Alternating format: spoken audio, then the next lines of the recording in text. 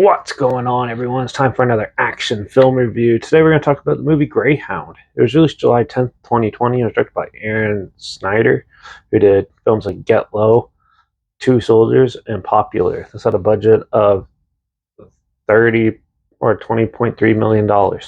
So, yeah, Greyhound stars Tom Hanks, and he's a naval captain, head of uh, a warship that's escorting cargo to the war, and they become under attack. And the whole film is about him and how he plans to defend this fleet of ships and stuff by working with the others and trying to get them safely through this passage. This is a interesting war film. There's a lot of action in it, and overall, it's an amusing time. You spend a lot of time with the captain and getting to know him, but the rest of the characters you don't. And yeah, which is a little odd, but yeah.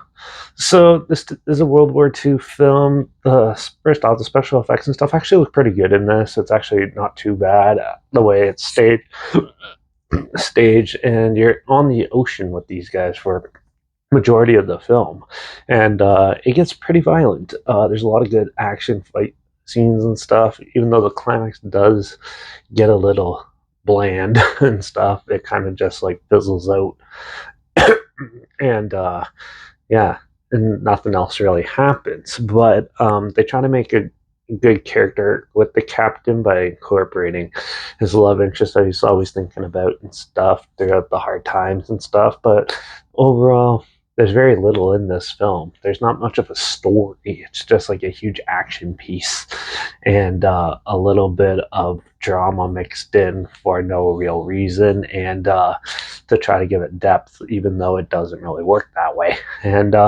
yeah, the characters are so bland that like you just don't care for them and stuff.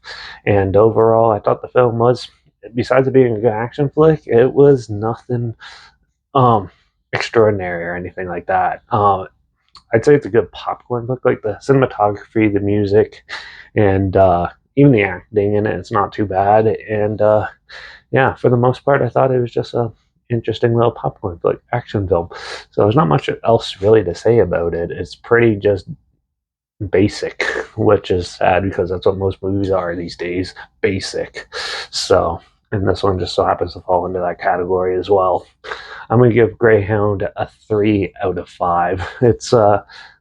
It's good. I like a lot of the action scenes and stuff. That's why I gave it a little higher rating. But for the most part, I don't go in it for in-depth characters or anything like that, which is usually a good. Well, if a good war movie, like a good amount of action scenes and some really good developed characters to follow, and this one just doesn't cut it.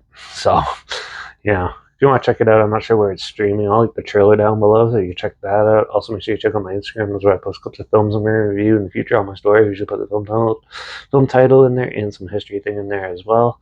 Also, my Letterbox is down below at Dairy Reviews. That's where I post my first star rating after watching the films. And my Twitter's down below at Reviews on the Square there. So follow me on those platforms. Stay in loop with this channel. Like this video, share some more people wherever. Comment your opinions of the film down below if you have any films or film franchise in any genre and on any streaming service that you want to hear my opinions on in the future. Comment those down below too. I'll try my best to get them as soon as I can and if I can find them.